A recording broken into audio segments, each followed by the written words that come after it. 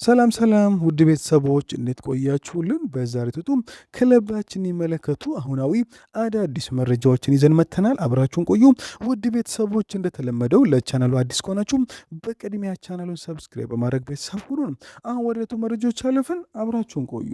ማንቸስተር ዩናይትድ ዛሬ ሁለቱን ግብ ጠባቂዎች ራዲክ ቪቴክ እና አልታይ ባይንድርን ለመልቀቅ ተስማማ። ዩናይትድ ራዲክ ቪቴክን ወደ ሚድልስብሮ እንዲያቀና ፍቃድ ሰጥቷል። ዩናይትድ ከነቦነሱ እስከ 14 ሚሊዮን ፓውንድ ያገኛል። ዩናይትድ መልሶ የማስፈረም መብት ያለው ሲሆን ዩናይትዶች ከወደፊት ሽያጩ እስከ 35% ያገኛሉም ተብሏል። ዩናይትድ በተጨማሪ ሁለተኛ ግብ ጠባቂ አልታይ ባይንድርን በውሰት ወደ ስፔኑ ክለብ ሴልታ ቪጎ ልከውታል። እስከ 4 ሚሊዮን ዩሮ በሚደርስ ዋጋ ሴልታ ቪጎ ዝውውሩን በቀጣይ ክረምት ቋሚ የማድረግ መብት አለው ተብለዋል።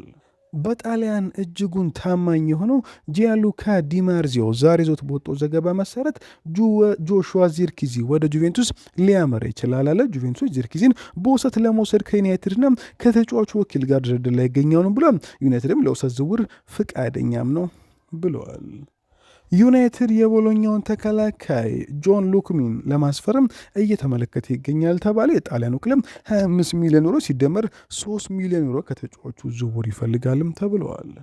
ሴመን ስቶንስ በወጣው አዲስ ዘገባ መሰረት የራሽፎርድ ተመልሶ መካተትና የሩበን አሞሪም መልሶ መገናኘት አዲስ ነገር ተሰምቷል። ማርከስ ራሽፎርድ በሚቀጥለው ሳምንት በሪፐብሊክ ኦፍ አየርላንድ በሚደረገው የሜንዝ የልምምድ ካምፕ ውስጥ ይሳተፋል ተባለ። ይህ ከሆነ ደግሞ ነሐሴ 15 በፖላንድ በሚደረገው ጨዋታ ከቀድሞ አሰልጣኙ ሩበን አሞሪም ኤሲ ሚላን ጋር ሊጫወት ይችላልም ተብለዋል።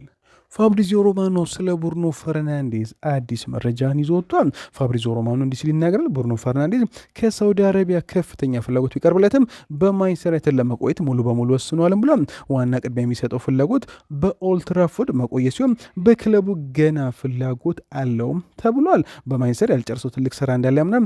ዓላማው ለፕሪሚየር ሊግና ለቻምፒየንስ ሊግ ዋንጮች መፎካከር ሲሆን የክለቡን የረጅም ጊዜ ፕሮጀክት ከውስጥ ተጫዋችነት ግቦች ጋር ይጣጣማል ብሎ ያስባልም ብሏል። ሁኔታው ቅርብ የሆኑ ወገኖች እንደሚያምኑት ከሆነ ቡርኖ ውሳኔውን በገንዘብ ላይ ብቻ ተመስርቶ አልተመለከተውም ሲል ፋብሪዚዮ ይናገራል። ትኩረቱ ሙሉ በሙሉ በእግር ኳሱ በመሬቱና ዩናይትድን ወደ አውሮፓ እግር ኳስ ማማ ለመመለስ በሚደረገው ጉዞ ላይ ነው ሲል ፋብሪዚዮ ሮማኖ ተናግረዋል። ታማኙ የቴሌግራፍ ጋዜጠኛ ጄምስ ዱከር አሁን ላይ ስለ ክለባችን የዝውውር ዜና ዋና ዋና ነጥቦችን አቀርቧል። ዱከር የአማካይ ክፍል ጥንካሬን በተመለከተ እንዲህ ሲል ይናገራል። ካዚሜሮ ክለቡን ለቆ ከወጣ በኋላ ዩናይትድ አንድሬ ሳንቶስን ከቼልሲ እንዲሁም ዩሪ ቴሌማንስን ከአስቶን ቪላ በማስፈረም የመሃል ክፍሉ ያጠናከረ ሲሆን በተጨማሪም በነፃ ዝውውር ግብ ጠባቂውን ካለዳሎን ተጠባባቂ በማድረግም አምጥቷል። ሶስተኛ አማካይ ማስፈረሙ ሁኔታ ላይ ማኑኤል ኡጋርቴ በጉዳት ምክንያት መሸጥ ባለመቻሉም ሶስተኛ አማካይ ማስፈረሙ ነገር አሁንም እርግጠኛ አይደለም ብሎ ሜሰን ማውንት በቀድሞ ወደ ዘመን በመሃል አማካይ ቦታ ላይ ያሳዩ ጥሩ ብቃት ከኮቢ ማይኖ ጎን ተጨማሪ አማራጭ ተደርጎ ለመጠቀም መንገድ የከፈተ ቢሆንም የእሱ የጉዳት ታሪክ ባለፉት 3 ወደ ዘመናት 25 የፕሪሚየር ጨዋታዎችን ብቻ በቋሚ በመጀመሩም አሁንም ስጋት እንደሆነ ቀጥለዋልም ብሏል። ዩናይትድ ተጨማሪ አማካይ የሚያስፈርም ከሆነ በዋናነት ጉልበትና አካላዊ ጥንካሬ ተንቀሳቃሽነትና ጽናት ያላቸውን ተጫዋቾች ማስፈረም ይፈልጋልም ብሎ ስለ ግራ መስመር ተከላካይ አማራጭ ጠይቆ ዱከር እንዲህ ሲል ይመልሳል። ክለቡ የዝውውር በጀቱን ወደ ግራ መስመር ተከላካይ ለማዞር ሊገደድ ይችላልም ብሏል። ምክንያቱም ሉክሾ ብቸኛው የዚያ ቦታ ተጫዋች በሆነ ክለቡ ወደ ቻምፒየንስ ሊግ ስለተመለሰ ተጨማሪ ሽፋን ያስፈልገዋልም ብሏል። ኒውካስትል ሉዊስ ሆልን ለመሸጥ ሊያወሳስበው ስለሚችል እሱም ማምጣት በጣም ውድ ይሆናልም ብሏል። በመሆኑም ዩናይትድ ርካሽና ሁለገብ አማራጮች እንደ አንቶኒ ሮቢንሰን፣ ማይልስ ስኬልና ጂዮርጂዮስ ካልቪኒ ያሉ ተጫዋቾችን እየተመለከተ ይገኛል ሲል ጄምስ ዱከር ዘግቦታል። እንዲሁም ለክለባችን እጅጉን ቅርብ እና ታማኙ ሱሊ ቶልክ ስለ ዝውውር ጉዳዮች እንዲህ ሲል ይናገራል። ሶስተኛ የመሃል አማካይ ፍላጎትን በተመለከተ በቅርቡ ከወጡ ዘገቦች በተቃራኒ ዩናይትድ አሁንም ሶስተኛ የመሃል አማካይ ማስፈረም ትልቅ ፍላጎት አለውም ብሏል። አሰልጣኝ ማይክል ካሪክ ተጨማሪ አማካይ ማስፈረም አሁን ይፈልጋልም ብሏል። ስለ ጆሹዋ ዚርክዚ ጠይቀው ሱሊ ቶልክ ሁኔታው ለተጫዋቹ ፍላጎቶች ቢኖሩም እስካሁን የቀረቡት የውሰት ዝውውር ጥያቄዎች ብቻ ናቸውም ብሏል። ስለ ራሽፎርድ ሁኔታ ዳግም ጥያቄዎችን ማጣሪያዎች ሊያቀርቡም ቀርበዋልም ብሏል። ስለ ወጣቶች ዙሪያ የጠየቀው ሱሊ ቶልክስ እንዲህ ሲል ይመልሳል።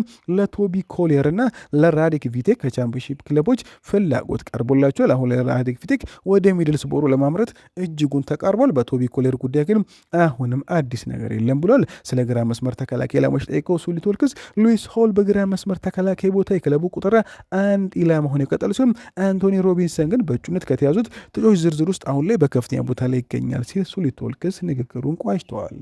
ማርከስ ራሽፎርድ የበርካታ ክለቦች ፍላጎትን እየሳበ ነው ተባለ። ማርከስ ራሽፎርድ በፕሪሚየር ሊግ፣ በጣሊያን ሴራ፣ በጀርመን ቡንደስሊጋና እንዲሁም በቱርክ ሱፐር ሊግ እንዲሁም በሳውዲ አረቢያ ክለቦች እየተፈለገ ይገኛል ተባለ። ተጫዋቹ ከዓለም ዋንጫው ረፍት በኋላ እንደ ኮቢ ማይኖና ሊሳንድሮ ማርቲኔዝ ካሉት ተጫዋቾች ጋር በሚቀጥለው ሳምንት ይመለሳል ተብሎ ይጠበቃል። አዲሱ አሰልጣኝ ማይክል ካሪክ ከቀድሞ አሰልጣኝ አሞሪም ይልቅ ከራሽፎርድ ጋር አዎንታዊና የቆየ ግንኙነት ያለው በመሆኑ ተጫዋቹ ወደ ቡድኑ የመመለስ እድሉ ከፍተኛም ነው ተብለዋል። ሆኖም ግን ተጫዋቹን ለማስፈረም አሁን ላይ በርካታ ክለቦች ፍላጎት በሳታቸው ዩናይትዶች ሁኔታውን ለማጤን ዝግጁ ናቸው ተብለዋል።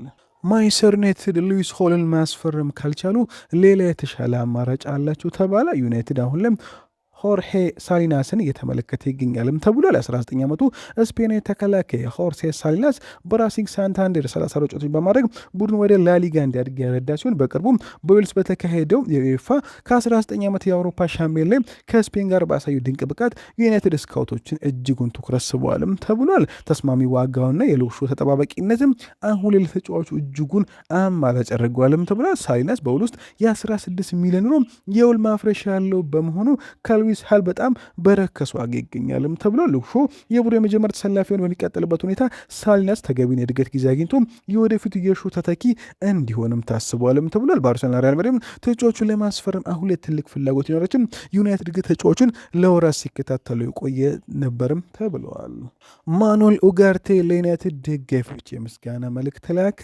የ25 ዓመቱ ክለባችን አማካይ ማኑኤል ኡጋርቴ በዓለም ዋንጫው ኡራጌ ከስፔን ባደረገው ጨዋታ ላይ ከራሱ የቡድን አጋር ማቲያስ ኦሊቬራ ጋር በድንገት በመጋጨቱ ከባድ ጉዳት አስተናግዶ በቃሬዛ ለመውጣት መገደዱ የሚታወሰው ዩናይትድ ተጫዋቹም ስኬታማ ቀዶ ጥገና አድርጎ የማገገም ሂደት መጀመሩን አረጋግጧል። የተጫዋቹ መልእክትና የቡድን አጋሮቹ አሁን ላይ እጅጉን ተወዳጁ ነው።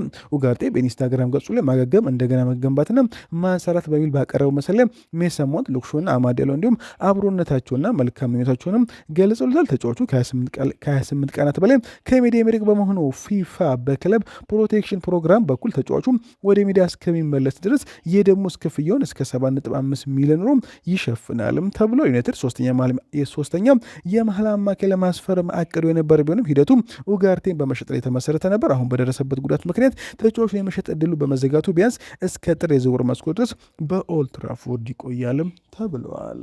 የማንቸስተር ኤቭኒንግ ኒውሱ ጋዜጠኛ ማርክ ዌክፍሌድ ስለ ክለባችን የተጫዋቹ የጉዳት ሁኔታ አዲስ መረጃን ይዞ ወጥቷል። ስለ ዩሪ ቴሌማንስ የሚጀምረው ዘገባው በቤልጅየም የዓለም ዋንጫ ከስፔን ጋር በነበረው ጨዋታ በጉዳት ምክንያት ካለፈው በኋላ ከአስቶን ቪላ በ35 ሚሊዮን ፓውንድ የውል ማፍረሻ ፈርሞ ካሪንግተን ላይ ልምድ ጀምሯል። ወደ ዘመኑ ከመጀመሩ በፊት የጨዋታ ደቂቃዎችን ያገኛል ተብሎ የሚጠበቃል። ሌላኛው ቤንጃሚን ሴስኮ ሲሆን ባለፈው ውድድር ዘመን የመጨረሻ 4 ጨዋታዎችን በእግር ጉዳት ያመለጠው ሲሆን አሁን የማገገም ሂደቱ በጥሩ ሁኔታ ላይ ይገኛልም ተብሏል። ክለቡ የፕሪሚየር ሊጉ የመጀመሪያ ጨዋታ ከመጀመሩ ፊት ዝግጁ እንዲሆን ተስፋ አድርጓልም ተብሏል። ሌላኞቹ ሊሳንድሮ ማርቲኔዝ፣ ኮቢ ማይኖ እና ማቲያስ ዴሊሲዮ። ሊሳንድሮ ማርቲኔዝ ከአርጀንቲና ጋር የዓለም ዋንጫ ፍጻሜ ላይ የጡንቻ ጉዳት ካስተናገደ በኋላ የረጅም ጊዜ ረፍት ሰጥቶታል። ሆኖም ፕሪሚየር ሊጉ ውድድር ሲጀምር ሙሉ በሙሉ ይደርሳል ተብሎ የተባለ። ሌላኛው ኮቢ ማይኖ ሲሆን በዓለም ዋንጫ ወቅት ከእንግሊዝ ጋር በደረሰበት ጉዳት ምክንያት የነሐስ ሜዳ ላይ ጨዋታውን ያመለጥ ሲሆን በቅርብ ቀናት ውስጥ ወደ ካሪንግተን ተመልሶ ለአዲስ የውድድር ዘመን አካል ብቃቱን እንደሚያዘጋጅም ይጠበቃል። ሌላኛው ማቲያስ ዴሊሲዮ ከባለፈው ዓመት ህዳር ጀምሮ ከሜዳ ያራቀው የጀርባ ጉዳት በማገም ላይ ሲሆን ወደ ሜዳ ለመመለስ የተቃረበ ቢሆንም የሊጉ የመጀመሪያ ጨዋታዎች ግን ያመልጡታል ተብለዋል።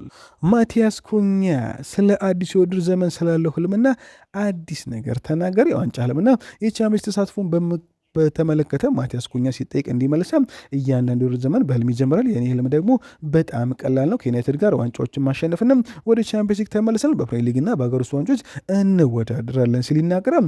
አላማችን በምንሳተፍበት ውድድር ሁሉ ዋንጫ ለማንሳት መታገል ነው ብሏል። ፈታኝ እንደምናውቃል፣ ነገርም ለዚያ ዝግጁ ነን ሲል ማቲያስ ኩኛ ይናገራል። ይህ ክለብ ለትላልቅ ክብሮች የሚወዳደረው እኛም የምናቅደው ያንን ነው ብሏል። የዓለም ዋንጫ አጋጣሚን ማለፍን ተከትሎ ማቲያስ ኩኛ እንዲህ ሲል ይናገራል። ከብራዚል ጋር በዓለም ዋንጫ ያጋጠመኝ ቅሬታ አሁንም ከአእምሮ ወጥቷል። ከሀገር ጋር ስኬታማ መሆን እያንዳንዱ ተጫዋች ህልም በመሆኑም ማዘን አይቀርም ብሏል። ነገርን እግር ኳስ ሁልጊዜም ሌላ ድል ይሰጣል።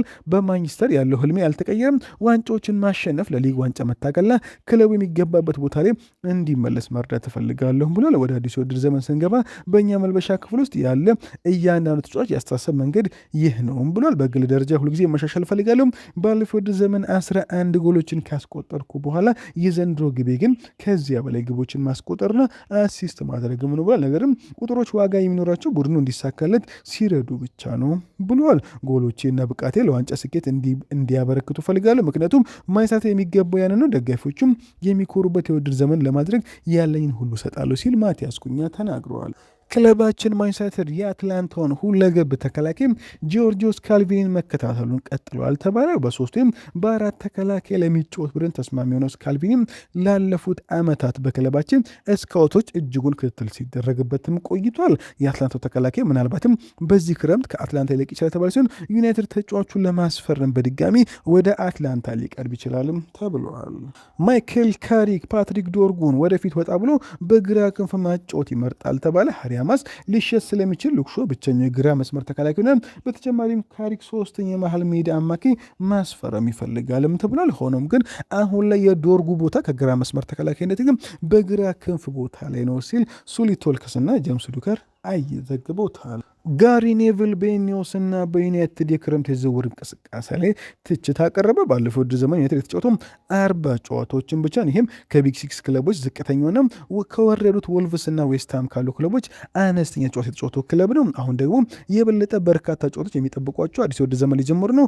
አሁን ያለነው ኦገስት 5 ሲሆን እስካሁን ያስፈረሙት ግን 2 የዋና ውርጮች እና 1 ተጠባባቂ ግብ ጠባቂ ብቻ ነው ብሏል። ቡድኑ አሁንም በተለይም በተከላካይና በመሃል ክፍል በጉዳት የተፈተነ ባለበት ሁኔታ ነው ያለው። ሜሰን ማውንት ጥሩ የቀድሞ ወደ ዘመን እያሳለፈ ይገኛል። እውነት ለመናገር ለሱ ደስ ብሎኛልም ብሏል። ነገር ግን እውነተኛው ጥያቄ ራሳችሁን ጠይቁ፣ የውድድር ዘመኑ በትክክል ሲጀምሩ እሱ ስንት ጨዋታዎችን ይጫወታል ሲል ጋሪ ኔቭል ይጠይቃል። ምክንያቱም ይህ ሁልጊዜ የሚያጋጥም ነገር ነው። ተጫዋች በቀድሞ ውድድር ዘመን ድንቅ ሁኔታ ይል ሁሉም ሰው ይደስታል። ከዚህ ውድድር ዘመኑ ተጀምሮ 5 ጨዋታ እንደተደረገም እስከ ታህሳስ ወር ድረስ ይጎዳልም ብሏል። በጥር ይመለስና ደግሞ እስከ ግንቦት ድረስ ወደ ድጋሚ ይጎዳልም ብሏል። የዚህን ታሪክ መጨረሻ አስቀድማችሁ ታውቃላችሁ።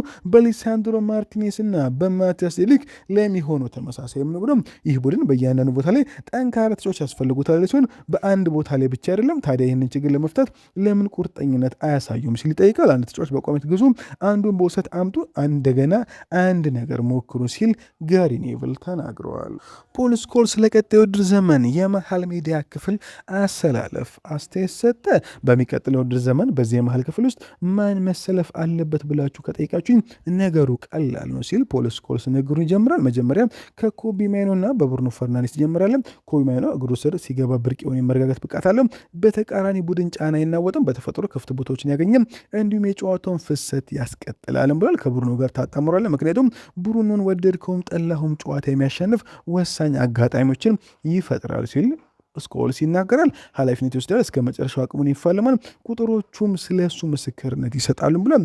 አሁን ደግሞ ትክክለኛ ሚዛን ከፈለግ ዩሪ ቴሌማንስ መስመሩን ሙሉ የሚያደርገው ተጫዋች ነው። የላቀ ደረጃ የኳስ ጨዋታን ፍጥነት፣ ቴምፖ ይረዳልም ብሏል። ከመስመር ጀርባ የጠለቀ አርቆ የማየት ብቃት አለው።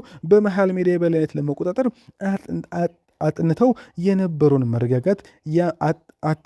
መረጋጋት ያመጣል ሲል ይናገራል። አንድሬ ሳንቶስ ትልቅ አቅም አለው። ሜሰን ማውንትም ጠንክሮ ይሳል፣ ነገርም በማንቸስተር ደረጃ ጉልበትና ትጋት ብቻ አይበቃህም ሲል ሜሰን ማውንትንም ሸንጎ አድርጎታል። መሀል ሜዳውን የሚመሩ የኳስ ቁጥጥር የበላይነት የሚመስሉና ከሳምንት ሳምንት ውስጥ ውጤት የሚያስመዘግቡ ተጫዋች አሁንም በማንቸስተር ያስፈልጋሉ። ኮቢ ማይኖ፣ ብሩኖ ፈርናንዴስ፣ ቴሌማንስ ያንን ቁጥጥር ይሰጡናል ሲል ፖል ስኮልስ ተናግረዋል።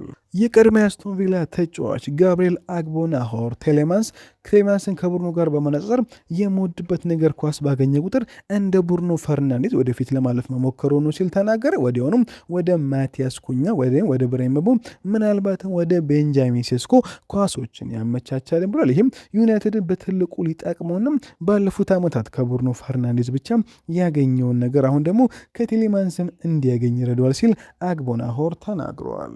ሳሙኤል ሉካረስት ዛሬ ይዞት በወጣው ዘገባ መሰረት ዩናይትድ ሉዊስ ሆልን የማስፈረም እድሉ አሁን ላይ እጅጉን ጠባብ እየሆነ መጥቷል። ዩናይትድ ሉዊስ ሆልን ለማስፈረም ቢፈልግም በዝውውር ላይ ግን እርምጃ ለመውሰድ አሁንም እየዘገየ ይገኛል ብሏል። የኒውካስል ልጆች ከቡርኖ ጉማሬ ዝውውር ጋር በመሆን እስከ 200 ሚሊዮን ፓውንድ ከዚያ በላይ ማግኘት ችሏል። ይህም ኒውካስትል ሆልን ለመሸጥ የሚገደድበት ሁኔታ አሁን አይከተውም ተብሏል። ስለሆነም ዩናይትድ አሁን ለሉዊስ ሆልን ለማግኘት እስከ 70 ሚሊዮን ፓውንድ ሊያወጣ ሊገደድ ይችላልም ተብለዋል።